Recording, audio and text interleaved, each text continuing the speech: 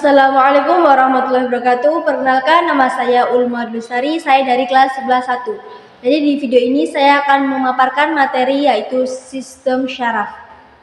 Jadi apa sih itu sistem syaraf? Sistem syaraf adalah sistem kompleks yang berperan dalam mengatur dan mengkoordinasi seluruh aktivitas tubuh. Jadi sistem ini memungkinkan Anda untuk melakukan berbagai jenis kegiatan. Yang pertama bisa menelan, berjalan, berbicara, dan masih banyak lagi.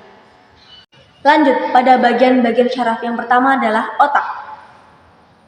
Jadi otak adalah mesin pengendali pertama dari segala fungsi tubuh. Organ ini merupakan bagian dalam dari sistem syaraf pusat manusia. Jika syaraf pusat adalah pusat dari pengendali tubuh, maka otak adalah markas besarnya. Lanjut pada bagian-bagian otak.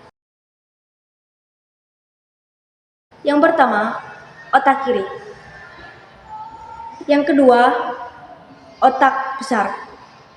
Dan yang ketiga, otak kecil. Dan yang terakhir, batang otak. Yang kedua adalah sumsum tulang belakang. Sama dengan otak, sumsum tulang belakang juga anggota dari susunan syaraf pusat. Lanjut yang ketiga, sel syaraf dan neuron. Bagian yang tidak kalah penting dari anatomi syaraf adalah sel syaraf itu sendiri, atau bisa disebut dengan neuron. Fungsi dari sel syaraf atau neuron ini yaitu menghantarkan impuls syaraf. Setiap neuron atau sel syaraf itu sendiri memiliki 3 bagian. Yang pertama, badan sel. Yang kedua, dendrit. Dan yang ketiga, akson. Fungsi sistem syaraf yang pertama yaitu mengumpulkan informasi dari bagian luar tubuh ataupun dalam tubuh. Dan yang ketiga, mengirimkan informasi ke otak dan sumsum tulang belakang. Yang ketiga, memproses informasi ke otak dan sumsum tulang belakang. Sistem syaraf pusat seperti yang tadi awal kita bahas ada 2. Yang pertama otak, yang kedua sumsum tulang belakang. Lanjut, fungsi syaraf tubuh untuk menerima informasi atau rangsangan dari seluruh bagian tubuh. Lanjut pada sistem syaraf tepi. Secara garis besar menghubungkan respon syaraf pusat ke bagian seluruh tubuh Anda. Lanjut pada sistem syaraf somatik. Bekerja dengan mengontrol seluruh hal yang Anda sadari. Lanjut pada sistem syaraf otonom. Mengontrol aktivitas yang Anda lakukan secara tidak sadar dan tanpa Anda memikirkannya.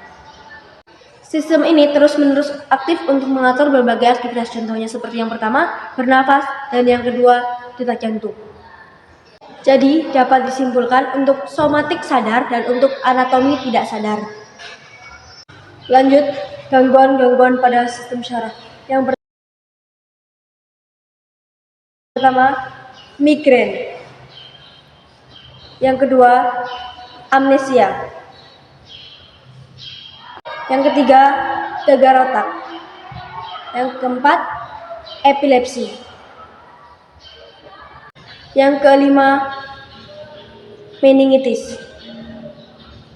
Yang keenam, transeksi.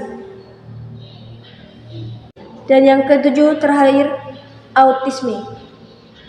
Baik, jadi di sini saya akan membahas tentang 5 soal sekaligus pembahasannya dengan materi sistem syaraf. Baik, dengan soal yang pertama, bagian otak yang mempunyai fungsi untuk mengatur penglihatan yaitu jawabannya lobus occipitalis. Jadi apa sih lobus occipitalis? Lobus occipitalis memiliki fungsi bagian otak besar ini berguna untuk membantu kita mengenali objek lewat indera penglihatan. Lanjut pada soal yang kedua.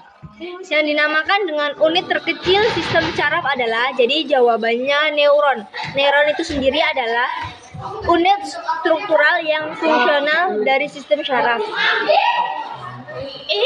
Lanjut ke soal yang ketiga. Bagian otak yang mempunyai fungsi sebagai pusat keseimbangan gerak yaitu jawabannya otak kecil. Otak kecil itu sendiri yaitu bertanggung jawab dengan mengendalikan gerakan, menjaga keseimbangan, serta mengatur posisi dan koordinasi gerakan tubuh.